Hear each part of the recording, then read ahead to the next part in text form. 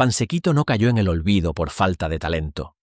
Cayó porque su cante no era cómodo, porque su voz no encajaba en los moldes que el flamenco oficial quiso imponer durante décadas. Mientras otros eran elevados como símbolos puros, él caminaba por una frontera peligrosa, demasiado hondo para el gran público, demasiado libre para los guardianes de la tradición. Hubo una noche en la que Pansequito cantó como si supiera que algo se estaba rompiendo para siempre. No fue un escándalo televisivo ni una detención. Fue peor. Fue el silencio. Un silencio espeso que comenzó a rodearlo mientras su cante seguía creciendo. Mientras su nombre dejaba de aparecer en los carteles más importantes. Mientras otros ocupaban un lugar que por méritos artísticos también le pertenecía. ¿Cómo puede un cantaor revolucionar el flamenco y al mismo tiempo quedar al margen de su historia oficial? ¿Por qué su nombre se pronuncia con respeto entre los artistas, pero con incomodidad en ciertos círculos de poder? Pansequito fue señalado sin ser condenado públicamente. Nunca hubo un veto declarado. Nunca una prohibición escrita. Solo decisiones que no llegaban, llamadas que no se devolvían, festivales donde ya no era necesario.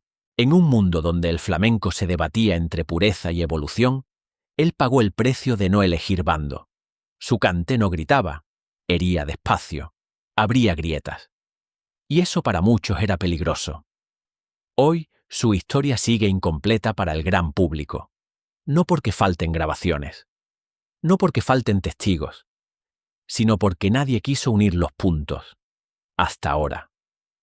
Hoy conocerás la verdad completa. Pansequito nació en un entorno donde el flamenco no era un espectáculo, sino una forma de respirar. Creció en la provincia de Cádiz, una tierra donde el cante se transmite antes que muchas palabras. Allí el flamenco no se aprendía en academias, se absorbía en patios, en reuniones familiares, en noches largas, donde la voz servía para decir lo que la vida no permitía expresar de otra forma. Desde niño mostró una sensibilidad distinta. No era el típico cantaor precoz que buscaba aplausos. Cantaba hacia adentro. Escuchaba más de lo que hablaba. Mientras otros imitaban estilos consagrados, él parecía obsesionado con entender por qué cada cante dolía de una manera diferente. Esa curiosidad temprana marcaría toda su carrera. La Cádiz de su infancia estaba atravesada por contrastes. Por un lado, una tradición flamenca riquísima. Por otro, una España aún atrapada en rigideces sociales y culturales. El flamenco era tolerado, incluso celebrado, siempre que no incomodara, siempre que se mantuviera dentro de ciertos límites estéticos y simbólicos. Pansequito creció observando esa tensión sin saber todavía que un día la viviría en carne propia. En su entorno familiar no sobraba nada, pero sí abundaban las historias. Historias de cantaores admirados y luego olvidados. De artistas que pagaron un precio alto por no plegarse a lo esperado. Esas narraciones dejaron una huella silenciosa en él. Aprendió pronto que el talento no garantizaba protección, que el respeto artístico no siempre iba acompañado de respaldo institucional. Cuando comenzó a cantar en serio, lo hizo desde un lugar poco común. No buscaba sonar antiguo ni moderno. Buscaba ser honesto. Su voz se moldeó escuchando a los grandes, pero también cuestionándolos. No copiaba. Interpretaba. Y eso en el flamenco es una línea muy fina que muchos no están dispuestos a aceptar. Su barrio fue su primera escuela. Allí aprendió que el cante podía ser íntimo y feroz al mismo tiempo, que una seguirilla no necesitaba adornos para estremecer, que el silencio también formaba parte del compás. Mientras otros jóvenes soñaban con escenarios, Pansequito parecía más interesado en comprender el alma del cante que en conquistar al público. Ese origen humilde pero profundamente libre fue su mayor fortaleza. Y con el tiempo también sería el inicio de sus problemas, porque el flamenco que él estaba construyendo no pedía permiso. Y no todos estaban preparados para escucharlo. El ascenso de Pansequito no fue inmediato ni cómodo. No apareció de pronto como una revelación fabricada. Su nombre comenzó a circular despacio de boca en boca entre aficionados exigentes y artistas que sabían reconocer algo distinto cuando lo escuchaban. No era un cantaor para todos los oídos. Y precisamente por eso empezó a generar atención. Sus primeras actuaciones importantes mostraron una voz que no buscaba el lucimiento fácil. Pansequito cantaba desde un lugar incómodo, alargaba los tercios, rompía el ritmo esperado, introducía silencios que tensaban el ambiente. Para algunos aquello era una herejía, para otros una revelación. El flamenco volvía a sentirse vivo, impredecible. Poco a poco fue entrando en circuitos más amplios. Festivales, peñas, grabaciones. Su presencia escénica no necesitaba exageración, bastaba con que empezara a cantar para que el aire cambiara. No imponía fuerza, imponía verdad, y esa verdad conectó con una generación que sentía que el flamenco corría el riesgo de repetirse a sí mismo. Durante este periodo Pansequito comenzó a ser visto como un cantaor de referencia entre músicos y conocedores. Su cante influía, se comentaba, se estudiaba. Sin embargo, algo llamaba la atención. A pesar del respeto artístico que despertaba, no recibía el mismo impulso mediático que otros contemporáneos. Su nombre no era el primero que se proponía cuando se hablaba de representar al flamenco hacia afuera. El éxito que alcanzó fue real pero limitado. Era reconocido pero no protegido, aplaudido pero no promovido. Mientras algunos artistas eran elevados como símbolos oficiales de una idea concreta de flamenco, Pansequito quedaba en una zona ambigua. Demasiado innovador para los puristas más rígidos. Demasiado hondo para los circuitos que buscaban un flamenco más digerible. Aún así, él siguió adelante. Grabó, actuó. Defendió su cante sin concesiones. No suavizó su voz para encajar. No simplificó su mensaje. Y ese gesto silencioso pero firme fue construyendo una tensión invisible a su alrededor. Porque el ascenso de Pansequito no solo era artístico, también estaba poniendo en evidencia las contradicciones internas del flamenco de su tiempo.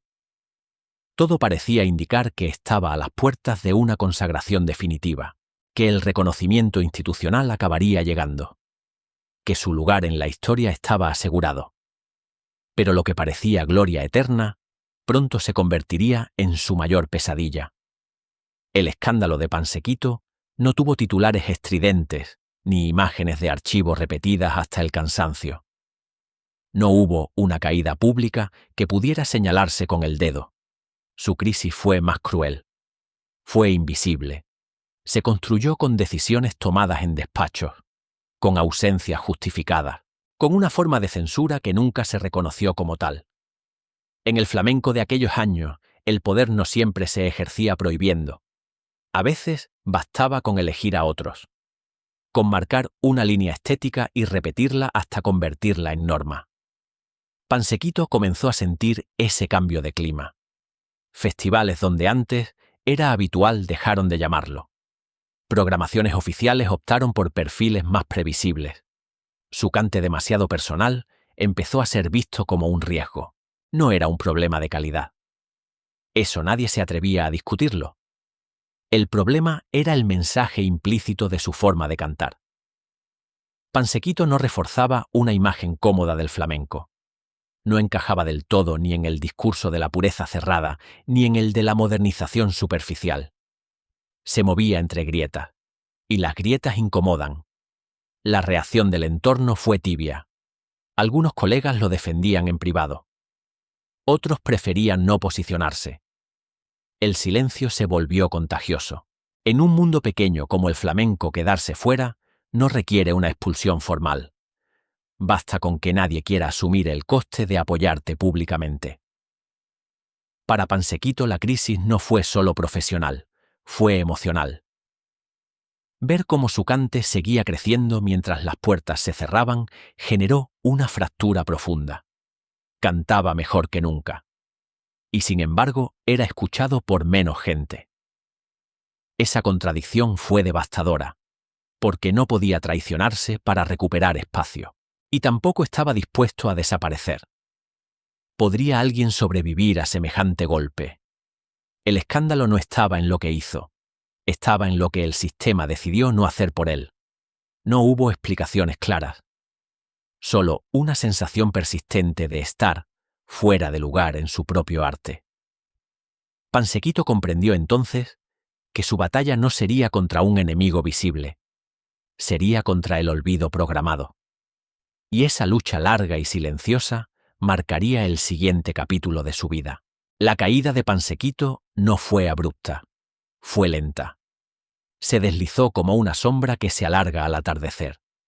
No hubo un momento exacto en el que pudiera decir aquí empezó todo. Simplemente un día se dio cuenta de que estaba sosteniendo su carrera casi en soledad. Menos contratos, menos escenarios grandes, más kilómetros, más esfuerzo para conseguir lo que antes llegaba de manera natural. El impacto económico fue real, pero el golpe más duro fue interno. Para un artista que había construido su identidad desde la honestidad del cante, verse relegado significaba algo más que perder visibilidad. Significaba dudar de su lugar en el mundo. Hubo temporadas de silencio mediático absoluto. Años en los que su nombre apenas aparecía en conversaciones públicas, mientras su influencia seguía viva de forma subterránea. Lejos de rendirse, Pansequito tomó una decisión silenciosa. Si el sistema no lo necesitaba, él no iba a suplicar su regreso. Siguió cantando donde lo llamaban, peñas pequeñas, espacios íntimos, públicos reducidos pero atentos. Allí, sin focos ni discursos oficiales, su cante encontró otra forma de existir. Menos brillante hacia afuera, más profundo hacia adentro. No fue una reinvención diseñada para titulares. Fue una resistencia. Pansequito afinó aún más su manera de cantar. Se permitió arriesgar sin pensar en consecuencias, sin expectativas ajenas. Su voz ganó matices. Sus silencios se volvieron más elocuentes. Cantaba como quien ya no tiene nada que perder, y precisamente por eso lo decía todo. Algunos jóvenes comenzaron a buscarlo. No como figura mediática, sino como referente. Querían entender cómo había logrado construir un lenguaje propio sin romper con la raíz. Pansequito no enseñaba desde la teoría, enseñaba cantando, mostrando que el flamenco podía ser fiel a sí mismo sin obedecer consignas. No hubo un gran regreso. No existió una reconciliación pública con las instituciones. Su reinvención fue aceptar que su camino no pasaba por el centro del escenario, sino por los márgenes. Y en esos márgenes encontró una forma distinta de libertad, más dura, más solitaria, pero también más auténtica. La caída no lo destruyó, lo depuró. Y ese proceso silencioso terminó construyendo algo que el tiempo no podría borrar. El legado de Pansequito no se mide en cifras ni en premios oficiales. Se mide en algo mucho más difícil de cuantificar, en la huella que dejó en la forma de entender el cante, en la manera en que obligó a muchos a replantearse qué significaba ser fiel al flamenco sin convertirlo en una pieza de museo. Con el paso de los años, su nombre empezó a pronunciarse con un respeto distinto. No el respeto protocolario que se concede a los nombres consagrados por las instituciones, sino el respeto íntimo que nace entre artistas. Muchos cantaores reconocieron a media voz que su forma de cantar había abierto caminos, que Pansequito demostró que la tradición no es una jaula, sino una base desde la cual se puede mirar más lejos. Su influencia se filtró en generaciones posteriores sin necesidad de proclamarse. Apareció en giros vocales en silencios valientes, en la manera de afrontar cantes difíciles sin miedo al fracaso. No creó una escuela formal, creó una actitud. La de no cantar para agradar, sino para decir algo verdadero. Para los aficionados más atentos, Pansequito se convirtió en una figura casi mítica. Alguien que encarnó una forma de resistencia artística rara vez reconocida. Su historia empezó a circular como una advertencia y como una inspiración al mismo tiempo. La advertencia de que el talento no siempre basta. La inspiración de saber que la honestidad artística puede sobrevivir incluso al margen del sistema. El tiempo suavizó algunas heridas, pero también aclaró muchas cosas. Lo que antes parecía incomodidad, hoy se entiende como valentía. Lo que fue silencio impuesto, ahora se lee como dignidad. Pansequito no fue un artista fallido. Fue un artista incómodo en un momento que no supo o no quiso abrazarlo del todo. Su memoria permanece en grabaciones, en testimonios, en recuerdos compartidos en voz baja entre quienes lo escucharon cantar de cerca. No como una reliquia del pasado, sino como una presencia viva. Cada vez que alguien decide no rebajar su cante para encajar su espíritu, reaparece. Pansequito no pertenece a una vitrina. Pertenece a la parte más honesta del flamenco. Esa que no siempre se aplaude pero que nunca desaparece. La historia de Pansequito no se cierra con una ovación multitudinaria, ni con un reconocimiento tardío grabado en una placa. Se cierra como se vivió en silencio. Un silencio cargado de sentido, porque su trayectoria demuestra que hay artistas que no nacieron para ser cómodos sino necesarios, y Pansequito fue exactamente eso. Necesario aunque incómodo. Esencial aunque relegado. Mientras otros nombres fueron repetidos hasta convertirse en dogma, él siguió cantando desde un lugar donde no cabían las consignas. No se adaptó al flamenco que se esperaba de él. Defendió el flamenco que sentía. Y esa decisión tuvo un precio alto, pero también le otorgó algo que pocos conservan con el paso del tiempo. Coherencia, dignidad, verdad. Hoy, cuando se revisa su figura con distancia, resulta evidente que su historia habla tanto de él como del sistema que lo rodeó. Un sistema que premió la repetición y castigó la personalidad. Que celebró la pureza cuando era decorativa, pero dudó cuando se volvía peligrosa. Pansequito fue víctima de ese choque.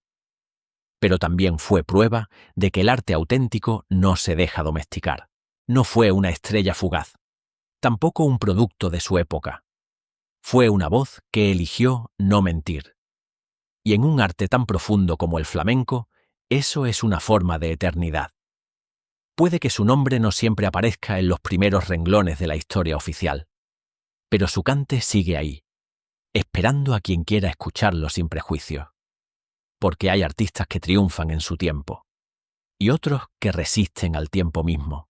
Y si quieres descubrir otra historia igual de sorprendente, marcada por el talento, el conflicto y el silencio impuesto, mira ahora el próximo video recomendado en el primer comentario.